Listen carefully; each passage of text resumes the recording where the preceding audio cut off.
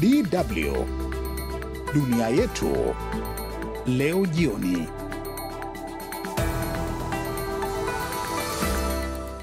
Shirika la mpango wa chakula la Umoja wa Mataifa WFP lasema usambazaji chakula umeongezeka Gaza, lakini bado haujafikia kiwango cha kuridhisha.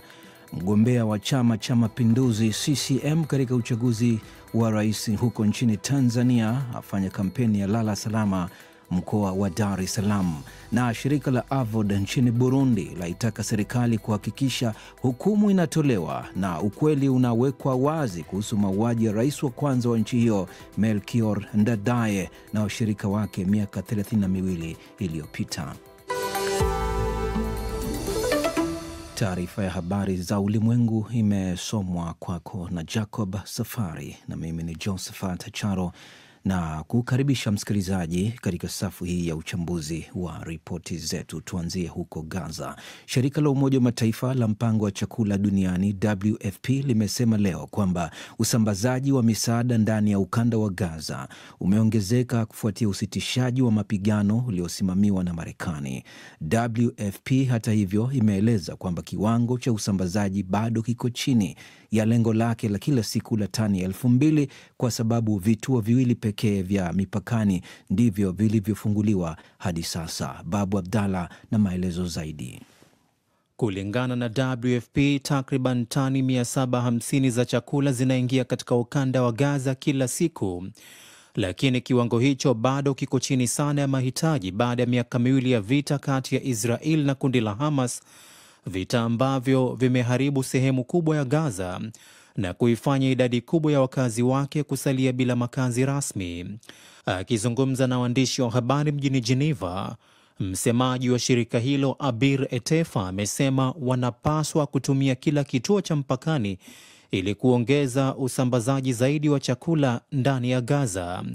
Etefa ameongeza kwamba ni vituo viwili pekee vinavyodhibitiwa na Israel vinavyofanya kazi, ambavyo ni vya Kerem Shalom upande wa kusini na Kisufim katikati ya Gaza. Daily deliveries continue and usambazaji unaendelea kila siku na sasa tunapata wastani wa tani 750. Kiwango hicho ni kikubwa tofauti na tulichokuwa nacho kabla ya kusitishwa kwa mapigano, lakini hata hivyo bado kiko chini ya lengo letu ambalo ni karibu tani 2,000 kila siku. Msemaji huyo wa WFP ameeleza kwamba baadhi ya misaada ya lishe kwa watoto na wanawake wajawazito imefika upande wa kaskazini mwa Gaza, lakini misaada hiyo bado iko chini ya kiwango kinachohitajika. Wakazi wengi wa Gaza wanahifadhi chakula wanachopokea kutokana na wasiwasi kwamba zoezi la usambazaji wa chakula linaweza kuzuiwa tena. Wakati huo huo, makamu wa rais wa Marekani JD Vance amewasili nchini Israel na anatarajiwa kufanya mazungumzo katika wakati ambapo Washington inajaribu kunusuru awamu ya kwanza ya makubaliano ya kusitisha mapigano Gaza.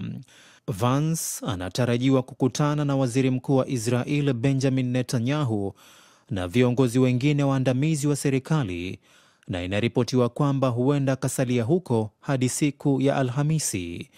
Ziara yake inafuatia ile iliyofanywa jana Jumatatu na mjumbe maalum wa Donald Trump katika eneo la Mashariki ya Kati Steve Witkoff na Jared Kushner, mkwe wa Rais Trump.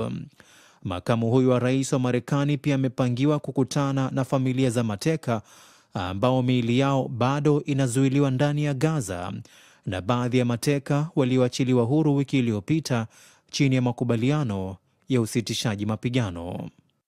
Ripoti yake Babu Abdalla. Mgombea wa urais wa Tanzania kupitia tiketi ya Chama cha Mapinduzi CCM, rais wa sasa Samia Suluhu Hassan amesema serikali yake itaendelea kusimamia na kuimarisha miundombinu katika jiji la Dar es Salaam, kuanzia huduma za afya, maji na umeme. Hayo ameyaeleza hivi leo wakati wa kampeni za dakika za Lala Salama katika mkoa wa Dar es Salaam. Mwandishi wetu Florence Majani amefuatilia na kutuandalia taarifa ifuatayo. Rais Samia Suluhu Hassan alitumia takribani dakika 30 kuelezea namna serikali ya chama chake tawala cha CCM ilivyowezesha maendeleo hasa katika jiji la Dar es Salaam. Mgombea huyo ameyazungumza hayo katika mkutano wake wa kwanza wa kampeni uliozikutanisha wilaya za Ubungo na Kinondoni, akijinadi kuwa chama chake kimefanya mapinduzi makubwa kwa jiji hili ambalo mwenyewe ameliita ndiyo Tanzania yenyewe. Kwa Dar es Salaam, ndugu zangu, mkoa muhimu sana kwa sababu Dar es Salaam ndiyo Tanzania.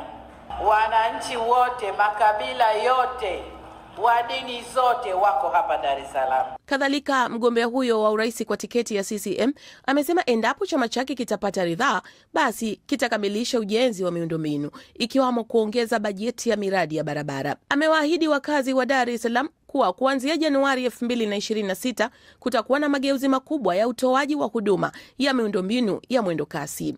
Rais Samia kadhalika amesema serikali yake itaendelea kusimamia haki na usawa kwa watu wanaoishi na ulemavu kwa kuendelea kutekeleza matamko ya kimataifa ya kutomwacha mtu yeyote nyuma. Alihitimisha hotuba yake akiwasisitiza Watanzania waende kupiga kura, akisema kuwa maandamano pekee yatakayokuwepo siku hiyo, yaani Oktoba 29, ni ya watu kwenda kupiga kura. Mengine niachieni mimi. Matusi niachieni mimi. Na yabeba kwa niaba yenu. Manabii wetu, Bwana Yesu alisulubiwa kwa kukomboa watu kwa amri ya Mungu, lakini alikuwa anafanya kazi ya watu.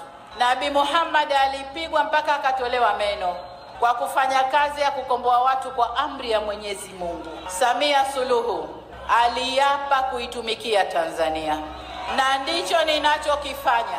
Niliapa kuilinda nchi, na ndicho ninachokifanya. Akizungumzia karata hii ya turufu katika dakika za lala salama kwa Chama cha Mapinduzi, mchambuzi wa masuala ya siasa kutoka shule ya sayansi ya siasa ya Chuo Kikuu cha Dar es Salaam, Profesa Abel Kinyondo amesema inatakiwa yeye, kwa sababu ana uhakika bila tatizo lolote lile, hana mpinzani, aende juu ya uchaguzi, aende juu ya hizi kampeni na kusema sasa naongea kama commander in chief, polisi, jeshi, vyama vya upinzani na vingine, tukae pamoja tujenge nchi. Miongoni mwa waliohudhuria kampeni hizo na kupata wasaa wa kuzungumza ni pamoja na Ezekiel Wenje aliyekuwa mwenyekiti wa chama cha upinzani Chadema kanda ya Victoria, ambaye hivi karibuni amehamia rasmi CCM.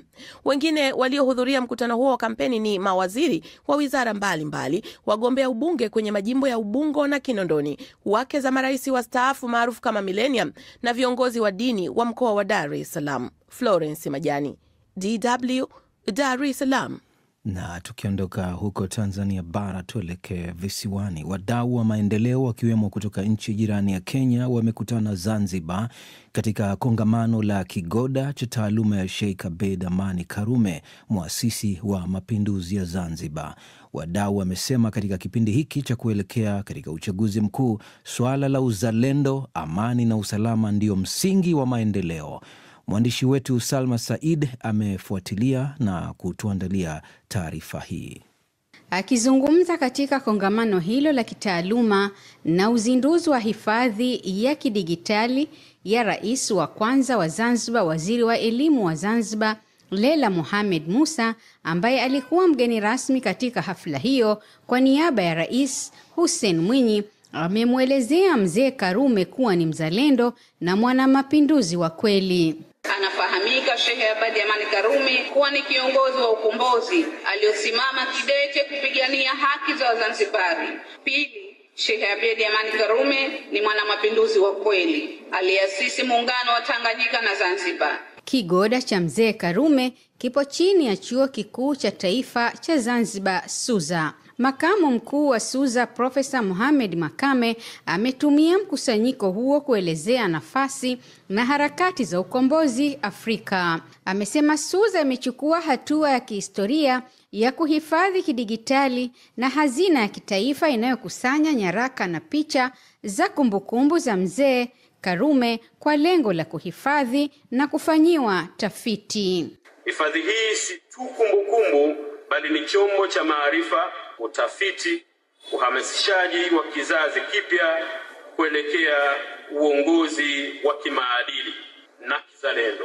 Ni jukwaa la kuunganisha historia na teknolojia, urithi na mwelekeo wa taifa. Kupitia hifadhi hii, SUZA inatuma ujumbe wa uhifadhi kwamba historia yetu si ya kuenziwa tu, bali ya kufundishwa, kufanyiwa tafiti na kuelekezwa kwa vizazi vijavyo wa Zanzibar, Tanzania na hata Afrika. Mada zilizowasilishwa katika kongamano hilo ni pamoja na nini cha kujifunza kutoka uongozi wa Mzee Karume na amani kuelekea uchaguzi mkuu wa Oktoba 29, mada ambayo iliwasilishwa na Profesa Patrick Lumumba kutoka Kenya, ambapo alisisitiza viongozi kuwa na miiko na maadili. Lazima tuwe na miko, vitu ambavyo hatuvifanyi kwa kuwa havifai, na lazima tuwe na maadili ya kuhakikisha kwamba njia na mbinu tunazozitumia ni njia na mbinu ambazo zitaboresha maisha ya wananchi.